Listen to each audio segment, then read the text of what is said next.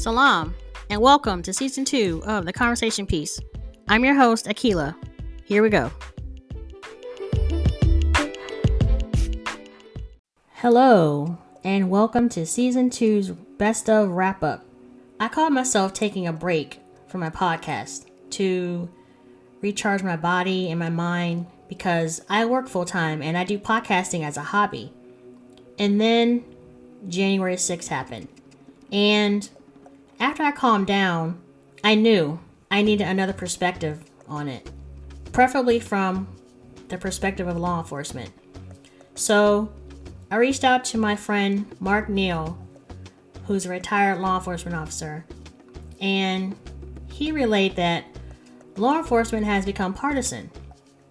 It should be nonpartisan, but we become a society that has factionalized everything.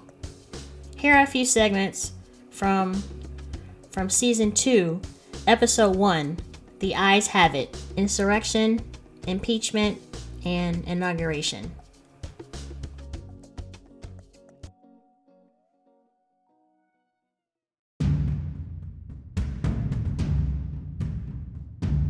But when you have this group that claims to be pro-law and order, that claims to back the blue, and they're literally carrying their thin blue line American flags up to the Capitol with them. And it wasn't the worst they could have done. The one guy beating the guy with the American flag, beating the officer with the American flag. Worse would have been if he was beating him with this thin blue line American flag. I was looking for that in the crowd. You know what I mean? Because that would have been the ultimate to me to go, that's the ultimate in hypocrisy. That they sit there and talk about law and order and, you know, supporting the police and all this stuff. And then as soon as the police don't serve their purpose, right, or their agenda, now the police are no good. And to me, I would prefer somebody like Antifa or some other fringe group that's like, no, we don't like the police. Okay, that's cool. I can live with that. But don't sit there and try to go, yeah, we support the police, and then they're yelling, kill the cops, and they're yelling, you know, F the police, and they're calling the black police officers in there derogatory names, and they're doing all this stuff. And I'm like, you're worse. You're worse because you claim to be a supporter as long as it serves your agenda.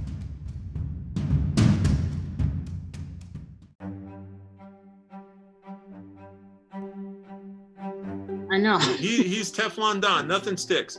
I mean, as much as I would like to not say it, I believe that when it's all said and done, there's going to be enough of a push to just kind of obstruct, for lack of a better term, obstruct anything that he's not gonna suffer consequences to the level he should.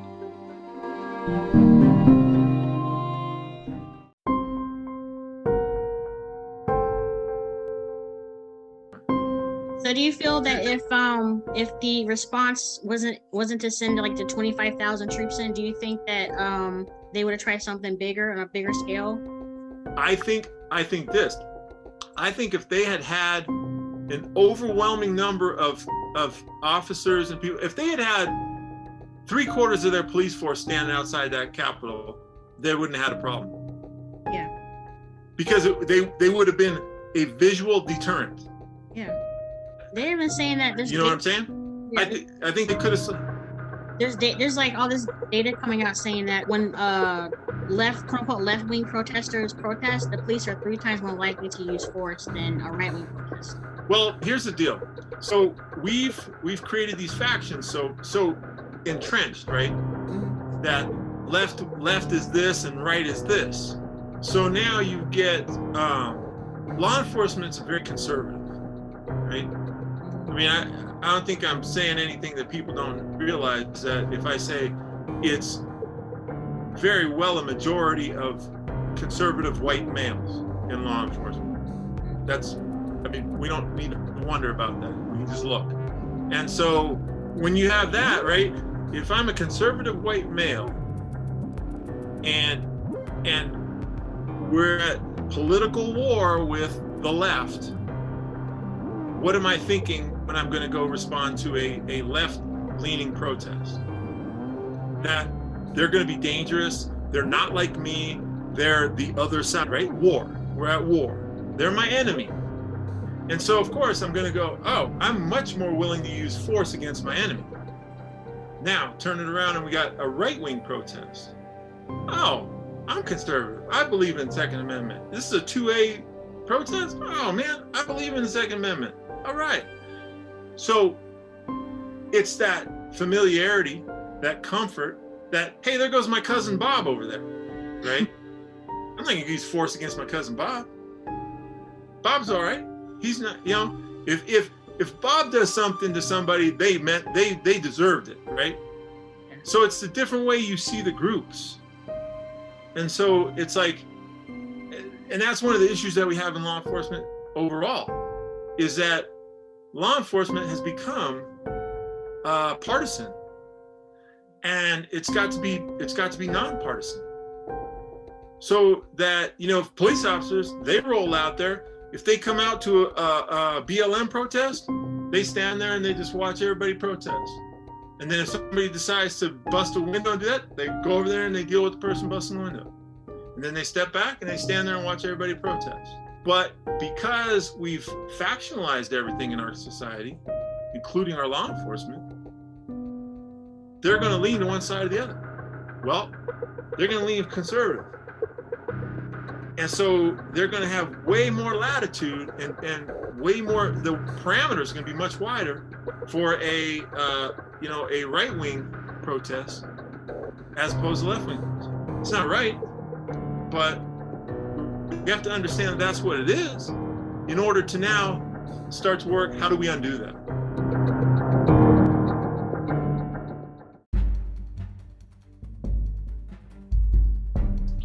I think it's kind of fitting that there was no crowd really.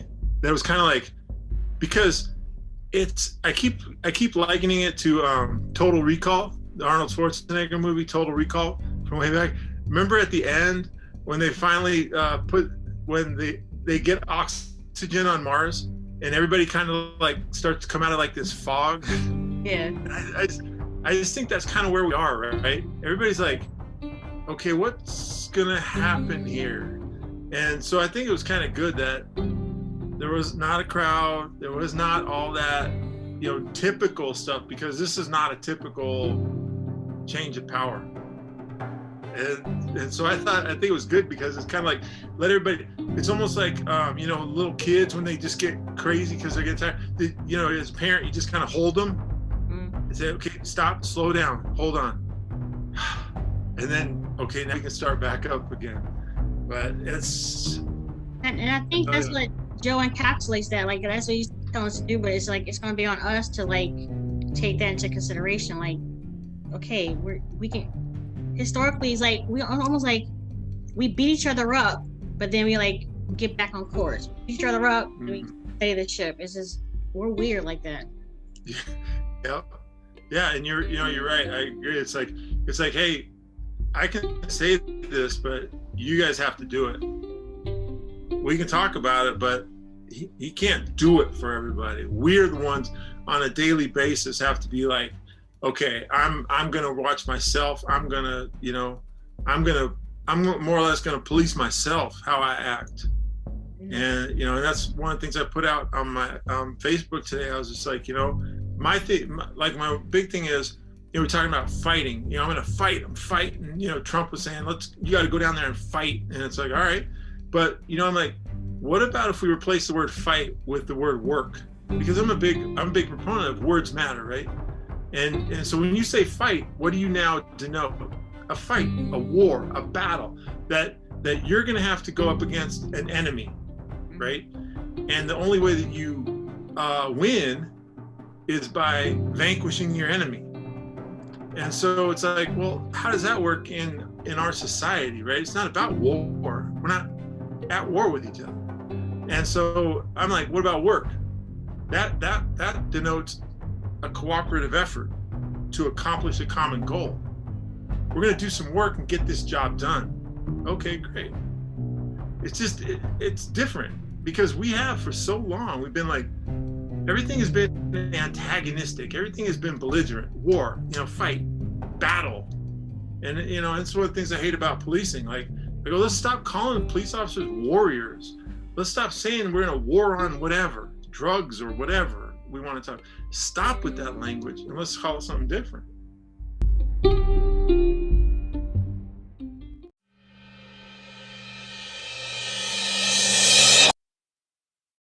I had too much fun with fellow K-popers Erica, Tamika, and Alexis as we discussed Korean culture, music, dramas, and more. As a part of my best of episodes, I wish I could just play episodes 2 and 3 in their entirety. I mean, it's my podcast. I can do what I want. But I try to be mindful that the listener doesn't have all the time in the world. So, I want to thank, again, Erica, Alexis, and Tamika for their time and energy that day. As I get feedback from people that they really enjoyed these episodes. They love the energy, the music, and our carefree natures.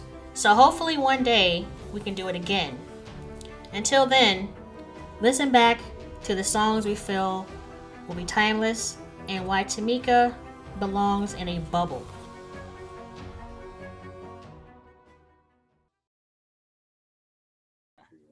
What songs do you think are timeless? Like 20 years from now, we'll probably still listen to them. Fantastic Baby. Oh, for sure, yes. For sure. All I think is about is that weave to the floor. Oh, there's so many. I don't know if you would agree, but I like Falling in Love. Yeah. Oh. Yeah. What was the other one? Was it 4 Minute? I think it was 4 Minute. That did Crazy. Yeah. With Hyuna, and I like her latest song. But what was there was another 4 minute one. I'm the Best. Oh yeah. For sure. Yeah. Yes. That one. I was messed up when they had it in a Target commercial. Oh yeah, they did have it in a commercial. Or a laptop commercial. I was like, Lexi, I know that song.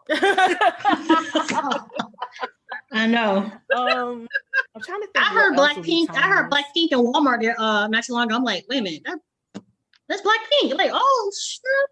And Walmart? Okay. I can't help but every time I hear Blackpink scream Blackpink in your area. So thank God I was not in that Walmart. Because people would have been confused. Oh, that's like how it would do with AOA. Oh yeah, I liked AOA. They had a lot going on. Was it this year? This year, but I liked AOA a lot. What was that little background with pretty? The pretty girls. The pretty girls are here. The pretty girls are here. Yes, I like it. But they had a lot. Classic, even though it's kind of new, is "Kill This Love." Let's kill this. That's gonna be a thing for quite a while. You guys don't think what is it called? You don't think that's gonna? That might be another classic, but I mean, when it comes to Blackpink, I like. I like Blackpink, but sometimes their stuff sounds repetitive. Like it does, but that's kind of why I like it. Except for this latest one, it has more English. Well, first of all, the song with Cardi B, I wasn't ready. Wait a minute. What's old girl? Jessie? Yeah. Well, no. I said she's like more in your face hardcore than CL. Remember? Was it Jessie? Is that I don't know the lady's name. Was she like? She's. That's Jessie. Okay. That might be Jessie. You were like going like this. That's her last song. Yeah. I don't remember that one as much. You didn't hear that one. Are you sure? I didn't. It's the one where she had like the feather pasties. Yeah, I didn't see that one. And it was like pearls on it. Oh, this is not your typical K-pop. She's our age and she's from New Jersey. She clearly either New Jersey or New York, one of those two. Clearly. Oh yeah, and she was like, "I'm 30 and people don't know what to do with me." She clearly grew up in that. It seems like that's not. No, that's her. Watched it on, no, she lived it. Yeah, she was like, I had to go there. I had to go to school there, and I had to be able to be quick with the mouth. I'm like, yes, you do, because people don't care about your feelings. So I'm like, yeah, that's where she got all that from. So I'm a fan of hers. At first, I wasn't. I was like, ugh, but I was like, ah. I don't know a lot of her music, but she's cool. I like her. Mm-hmm. Mm-hmm. But that would be the only person who's out there like that. Yeah. Everybody. What happened to Cheetah? She never like took off like that, and then she wound up being on that like produce 101 show. She wound up being like. I don't know who that is. She's So when Jessie came back and started getting bigger again, she was on this show called I'm Pretty Rap Star. So it was just a bunch of female rappers that went on the show, and at the end, I thought Jessie was gonna win, but a rapper named Cheetah actually won the competition. And so it was supposed to be like, oh, you get kind of like a deal, or you get like help putting your music out there, like American Idol. Yeah, kind of like that. But then she didn't take off like that musically, but she's been on like variety shows and stuff, and she's been like a mentor. But that's pretty much it. She's cool. I like her style. Like she's pretty cool, but yeah, her music didn't take off. Like, did I have a chance? Absolutely not. But it's not the point. You never know. You never know. yeah. I mean, you could find yourself in Korea one day. Does anyone want to go to Korea? You I'm do? terrified of traveling overseas. Why? I have so many allergies, Oh, and my seafood and fish allergies are the worst. And it doesn't matter if it's actual fish, the steam from seafood, Oh wow. or like people have like fish sauces and stuff. And they're the basis for a lot of dishes. So I'm just like, I'm too terrified because I don't carry an EpiPen, because on top of that, I don't like needles. So I don't carry an EpiPen. So I just be winging it out here in these streets. Oh no. So that's why I'm like, listen, I'm not putting myself in any situation where I might have to get stabbed by any type of medical assistant, doctor, or stranger on the street. So I'm good. oh wow. How How are you not Korea on TV? Korea? How are you not in a bubble? What's going on? People tell me I should be in a bubble because technically this whiskey I'm drinking, I'm allergic to. What? You see me doing this a lot because I'm always itching. That's what happens in life. Okay, all right. I just got to deal with it. Like either not drink the stuff or drink the stuff and just deal with the itch. And so you've chosen on this day to deal with it. I do that every single day. I'm not supposed to have bread. I'm not supposed to have anything with wheat. Caffeine affects me. Sugar makes me itch as well, like too much sugar. And I have a whiskey with a Pepsi. It is what it is. I have a whiskey with a Pepsi. It is what it is. No. All of this is itching. They're just like, oh well. I'm just like a hot mess, but I'm okay. I don't have to go anywhere tomorrow. I can suffer. Oh my god. It's worth it, huh? I need Girl, this. the way you did that sip. I need this. Like this is COVID. Like we're the only people in our office. It's like 4 of us. And one person got COVID. And then they were like, oh, we're gonna tent the place. And then y'all come back in here to work. And we was like, Excuse me. what about the quarantine? No? We're not gonna quarantine? Okay, cool. That's optional. They gave up. Bet. So I need this. Thanks. Okay. All right. So are you gonna take the vaccine when it comes out? I understand. Is the vaccine drinkable? Yeah. We gonna Huh? What? What'd you say? Oh no. I just asked a question. Like nobody answered me. I mean, you. I'm gonna assume no. Yeah. So I'm like, I won't be taking that vaccine. But look, that's a great idea. You might be able to get more people on board with it if they can somehow make it drinkable. I'm just saying, like, if I can just drop it in a shot and take it to the head, I will Then gladly. you're good. But I'm You not did- about to let nobody stick me. No. You did just say not too long ago you are not a fan of needles. No, I'm. Well, that's why I'm asking the question. I'm like, but I mean, you know. She don't. No. What if they do one of they did like the aerosol up the nose vaccines the one year for something. Remember Oh, that? I don't That's even like where Flonase. Okay, so you're not. Yeah, you won't be going for that then. Oh God. Listen, I'll take a pill and it's got to be a certain size. But other than that, I'm like, listen, you're not about to stick nothing in me unless I absolutely positively need it. Gotcha. Okay. That's just what it is. Those are the Okay. rules. I'm with you on that. I'm like, thank y'all for dealing with me. I have no filter. I'm sorry. okay. People be like, are you like this all the time? You have been pure comedy and I loved it. I know. People are like, are you really like this all the time? Do you crack? I do crack. I can't help it. You're like, yes. It just comes out. This is me. I'm not sorry. I lied. I was gonna say I'm sorry, but I'm not. But I'm really not. I'm really not. Take me as I am. Okay? Mm-hmm. You're gonna feel good though, so yay!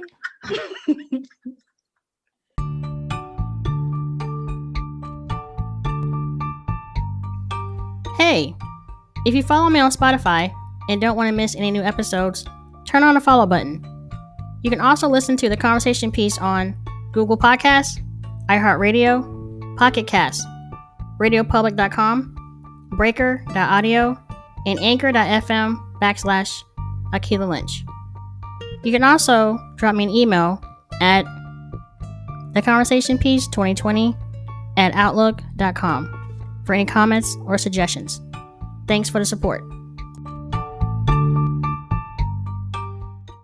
Season 2, episodes 4 through 7, highlighted Black History Month, with episode 4, Say It Loud, episode 5, Young, Gifted, and Black, episode 6, The Black Mummy and Mansa Musa, and episode 7, Ivory Keys and Violin Strings, Dipped in Ebony, and The Journey of Us and Beyond. To me, these episodes didn't even scratch the surface of what Black people, whether here or on the continent, have contributed to the world. I include the continent because we have to stop this divide and conquer mentality of African versus African American. But I will address this issue later on. Right now, enjoy a few segments from my Black History episodes.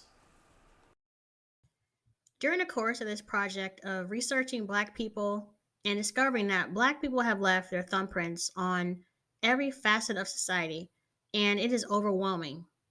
It's also humbling knowing I come from a third of people of such strength, ingenuity, faith, creativity. The adjectives are endless. There is so much left to unearth. The task seems daunting, but it is rewarding nonetheless to know that you are in essence also discovering who you are in the process, for we are all connected. There's an ancient Egyptian proverb, the body is the house of God. Man, know thyself, and you shall know the gods. As a Muslim, it is my belief that there's only one God, the Creator, and the Arabic word and name is Allah. But the first part of that proverb, the body is the house of God.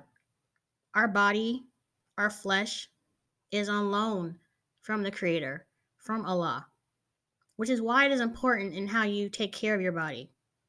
It is also important what you feed your body, both physically and spiritually. It's also important in how you treat not only your body, but other people's bodies as well. For they, like you and I, are also the property of the Creator, and we shall all return back to Him.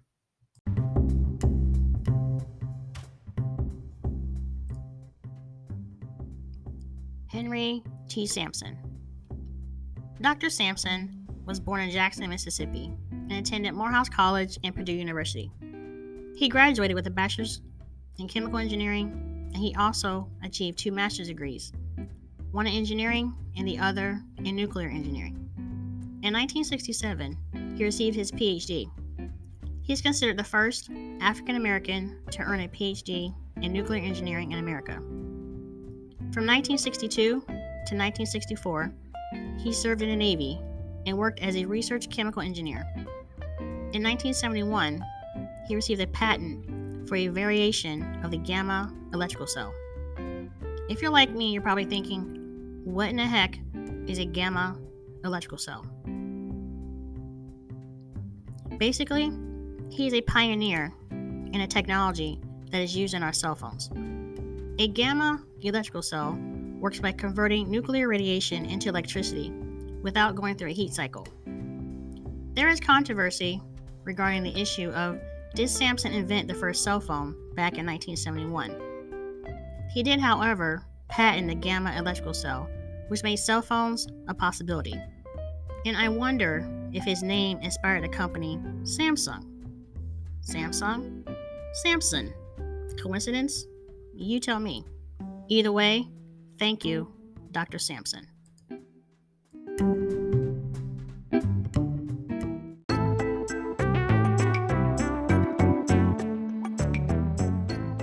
Ayanna M. Howard. When the robots take over, this woman will have an advantage over all of us. Ayanna Howard is an accomplished American robotist, entrepreneur, and educator. She will be the first woman to lead a College of Engineering at Ohio State University. As a child, her interest in robots peaked after watching a television show, The Bionic Woman. She would earn a bachelor's degree in engineering and a master's and PhD in electrical engineering. She also has an MBA. At her senior position at Excels Incorporated, she helped with development of Evolver, a commercial genetic algorithm in BrainSheet, a neural network development partnership with Microsoft. For 12 years, she worked in NASA's Jet Propulsion Laboratory. Jetsons, anyone? Her robot's gonna fly. In 2008, she developed robots called Snowmote to help study the impact of global warming on the Antarctic ice shelves, for which she received global recognition. In 2013, she founded Zyrobotics, which helps with the therapy and education for children with special needs. In the era of COVID-19, Howard advocated her views on ways companion robots can fill the void we feel left by social distancing.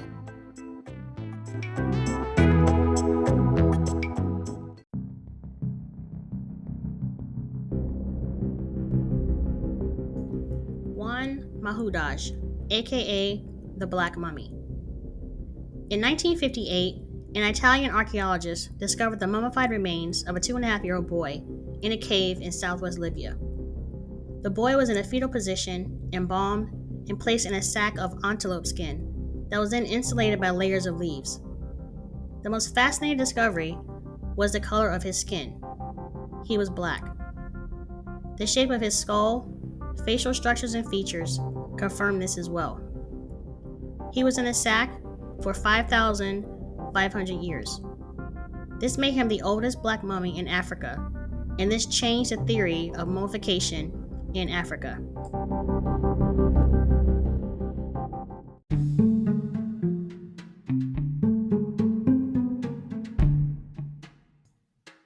Who is the wealthiest person in all human history? Jeff Bezos? Bill Gates? Mark Zuckerberg? Nope. Mansa Musa. Mansa Musa, a Muslim emperor of the Mali Empire from 1312 to 1337. As expected, our brother cannot get any proper credit, as some modern commentators suggest that there is no way to quantify his wealth.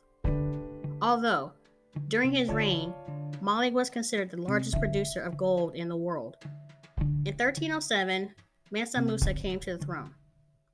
Musa was a devout Muslim, and it is reported that he made his pilgrimage to Mecca between 1324 and 1326, with 60,000 men, 12,000 servants, and 80 camels. Musa gave out gold en route to Mecca, which included the poor, and he traded in gold. He also reportedly built a mosque every Friday.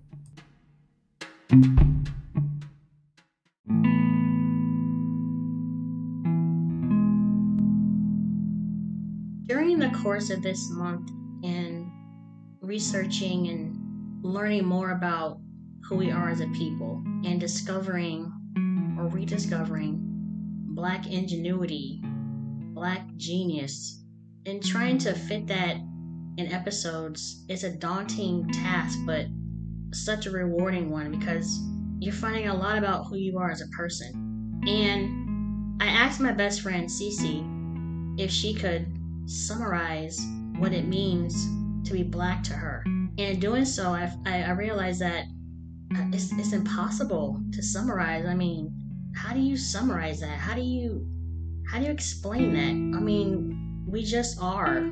But knowing CeeCee, who operates on a different frequency than most people, she did a beautiful job. And I feel that she summarized a little bit about who we are as a people and how beautiful we are within the rainbow of humanity.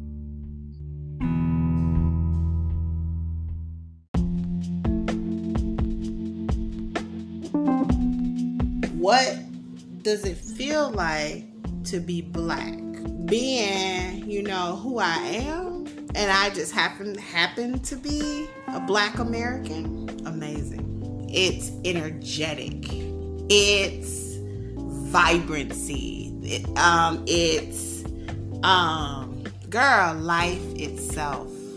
The strength in our people, the faith, the level of faith that just experiencing that in our people and being a recipient of that from my ancestors, because I believe hard, and just I feel like that come from all of that. Like there was, of course, the history of Black Americans, and then there's, and I wouldn't change it. I would not. I'm good. Like, I'm straight. We got it right the first time.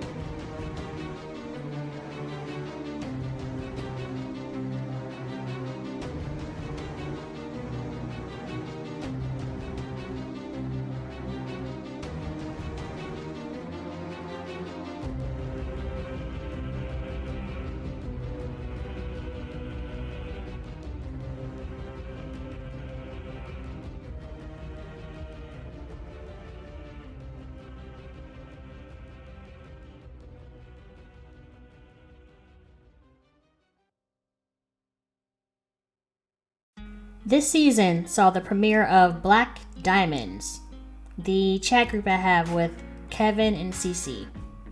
What can I say about my fellow Black Diamonds, CeeCee and Kevin?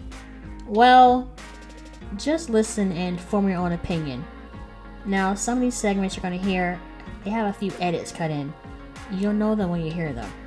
I mean, Kevin, he drops some pearls of knowledge occasionally, so enjoy. And remember, Brother Man got hit by a car, so he needs all the pain relief that's legally allowed. That's where your boy from, though. Who? That's where your boy from. That's my Barack. That's where your boy, your homegirl from. Did she look good, girl? Yeah, that's where they from. Chicago. See what I'm saying? Yeah. But you talking about Michelle. Yeah, I like Michelle, but it's just what they did. What they did? In Chicago. What they did? What did Barack Obama and Michelle Obama do? Please tell me. Oh, I don't know what they did. I don't know what they did. I really don't. I don't know their story, but I'm talking about this Black people. What was he trying to do, and what did they allow him to do? What did he do? I was talking about just Black people in general. The Republicans were obstructionists. They would not give him a W. They did not want him to have a W by any means necessary. Okay. He couldn't. A Okay. black person succeed as president, girl, please, the floodgates will be open. They could not let that brother have a win at all. Okay. And doing the same thing with Joe. I like Joe. Don't get me wrong. Joe has his flaws, but his attachment to Obama, they're not gonna give Joe a win. Please. You think the Democrats gave Trump a win? Do I think Democrats gave Trump a win? Yeah. Trump did his own. Trump was like, see, that's one thing. All right, one thing I'm saying is this right here. Before you had anything to say, this is one thing I had to say right here. Okay. What's good for the goose is good for the gander. I understand that. Right?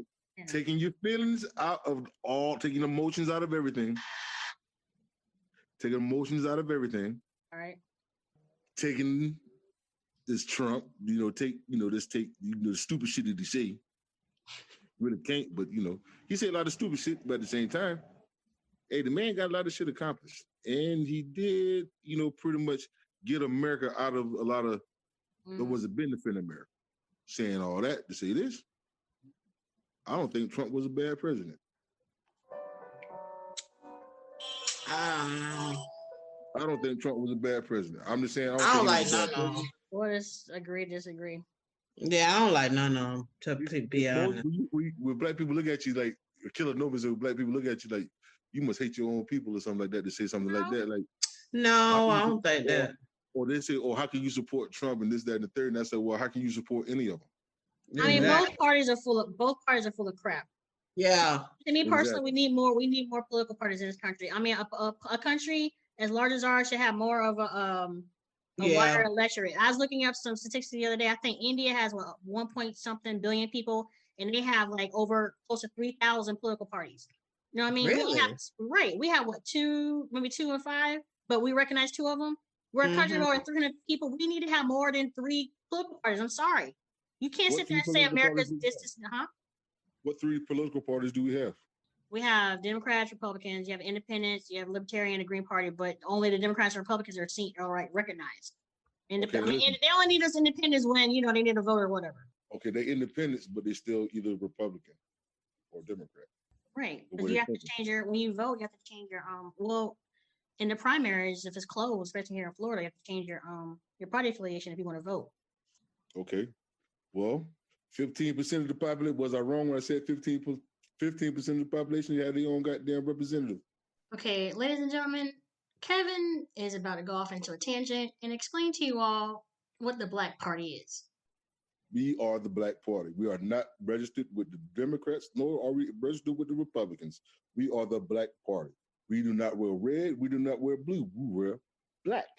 Everything we do is for black. So we're going to get some of this money for the black part of the Black America. Matter of fact, we want to change the flag. We want to change the flag. How about that? Ain't no red, white, and black now. That's what we're going to have. The red, white, and black flag now. How about that shit? And 15 of those stars can go to the 15 states that's going to be all black. Because we niggas and we do not do cold. Ladies and gentlemen, for those of you listening, let me provide more context. Because some of you are probably like, what the hell is he going off about? Kevin's weed had kicked in at that point. We want Florida. I don't want to hear about these 15 states we about to take over. We want Florida, Georgia, South Carolina, North Carolina. Tennessee. Y'all can keep Kentucky. Yeah, y'all can keep Kentucky. Alabama. Yeah. Louisiana. Yeah, Texas for sure. No, we will take Texas. I don't know about Texas. I feel like we can't fight for it. What if we trade? Okay, that's the question. What if we traded? What if we had the opportunity to trade one of them for Texas? Who would y'all trade for Texas? I ain't trading nobody for Texas. They can keep Texas. The hell with Texas. Built-in border patrol. It'll be a built-in border patrol. Y'all just give us the part that's closer to this side. Y'all take the part that's closer to y'all take that other side. Yeah. We'll take Louisiana. Oh my goodness. We'll take a little bit of Texas, Louisiana. We'll take Mississippi and Alabama too. We'll take. Yeah, we gotta have it. Why to sacrifice and win? We gotta own that. We'll take Tennessee because we just like Tennessee. Niggas like mountains in the wilderness and shit like that too. Yeah, We'll Tennessee, just the North Carolina, southern. South Carolina. You know, Georgia. You already said Georgia and Florida.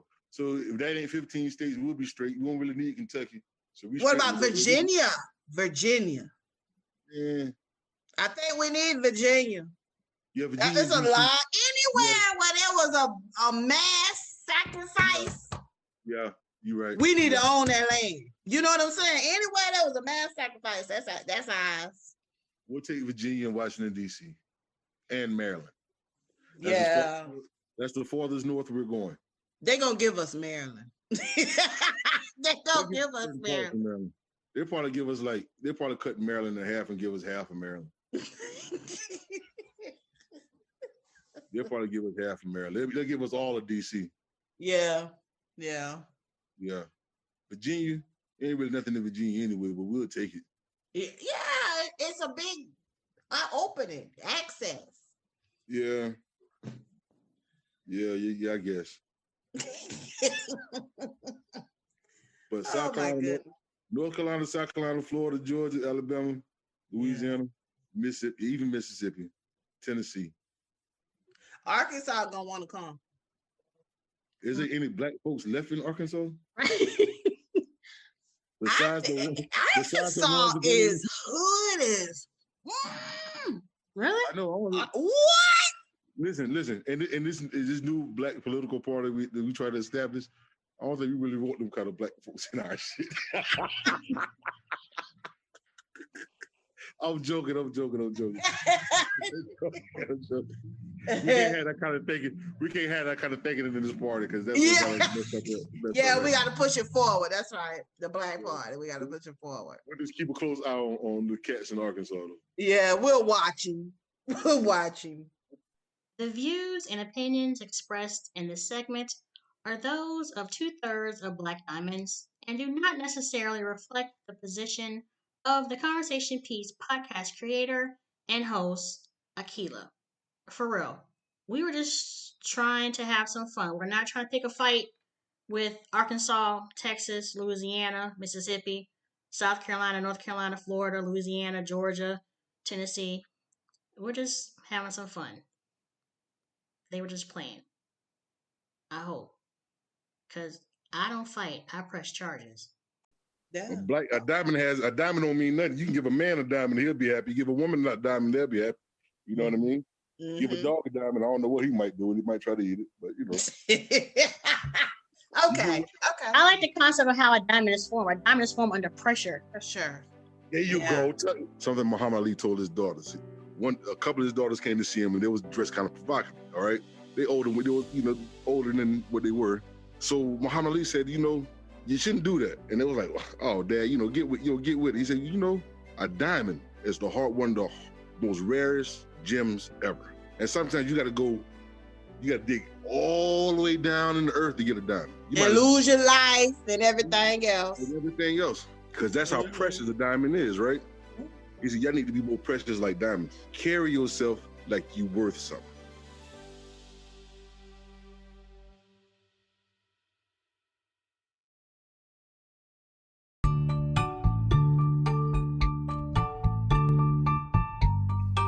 Hey, if you follow me on Spotify and don't want to miss any new episodes, turn on the follow button. You can also listen to the Conversation Piece on Google Podcasts, iHeartRadio, Pocket Casts, RadioPublic.com, Breaker.audio, and Anchor.fm/Akila Lynch. You can also drop me an email at theconversationpiece2020@outlook.com for any comments or suggestions. Thanks for the support. CeeCee asked me a question yesterday. She said, with your podcast, who do you think you're talking to? And I had to stop and think. I didn't really give it much thought. I was just under the assumption that once I hit publish and it's out there in the world, whoever listens. Whoever takes the time to listen, I appreciate it. I never stopped to think about who am I trying to reach? Personally, I think I'm trying to reach as many people as possible. The whole reason that I started a podcast was because she, along with my brother, my mother, and other family members and friends, said that they felt like I had a unique voice, a unique point of view. And I was hesitant at first because, again, I was teased when I was younger about the sound of my voice. And that's something I had to come to grips with. And it wasn't until I was in college and I took an introduction to education class. And I was in there with a bunch of instructors, teachers, educators, and we had to do a presentation. And so I gave her my presentation and we had to grade each other. And then afterwards, you got your critique from a teacher and from the rest of the classmates. And they all said how fresh my voice was and they liked the sound of my voice. And so there's nothing to fear but fear itself. And also, as a Muslim, we shouldn't live our life in fear anyway. Last year, I took a visceral verse course, and the instructor Afros, who I get the sense is an empath, she said to me, "You do this work because you feel you must."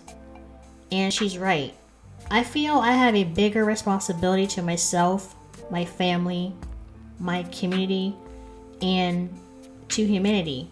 If we are honest with ourselves, we all have a responsibility and a purpose while we're here. Everything in the heavens and the earth has a purpose. Surah 21, ayat 16. We did not create the heavens and the earth and everything between them playfully. The Creator is telling us that He didn't create us to waste our lives and worship frivolous material things. Things that you cannot take with you when you die. I mean, the ancient Egyptians tried that concept and their graves still got robbed. I want to read an excerpt from Abu Zachariah's book, The Eternal Challenge, A Journey Through the Miraculous Quran.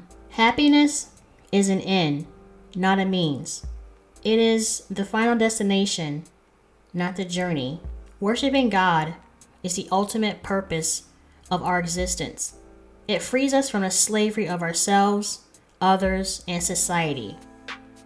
If we do not worship God, we still end up worshiping many gods. Think about it. Our partners, our bosses, our teachers, our friends, the societies we live in, and even our own desires enslave us in some way. In this respect, we have many masters, and they all want something from us. So, this bigger question of who am I talking to? I mean, once I put it out there, it's out there. And if I reach one person, or 100 people, or 1,000 people, or 1,000,000 people, only Allah knows. And if I touched one person, and maybe expanded the mind of one person, then I think I've done my job. But that's something that I'm going to ponder on more. Like, who am I talking to? Who am I trying to reach with this platform? So, like I said, I'm going to take some time off to recharge my mind, my body, my spirit. And alhamdulillah, Ramadan's coming up, so I'll have even more time to reflect and meditate as Muslims around the world commemorate the month of Ramadan. So I hope you all enjoy listening to me. I hope you all get something out of these episodes that I do. And this is not goodbye. This is all I'll see you later, inshallah. I'll be back again, even better than before, inshallah. Assalamu alaikum. And remember, when you start a conversation, start it with peace. Assalamu alaikum.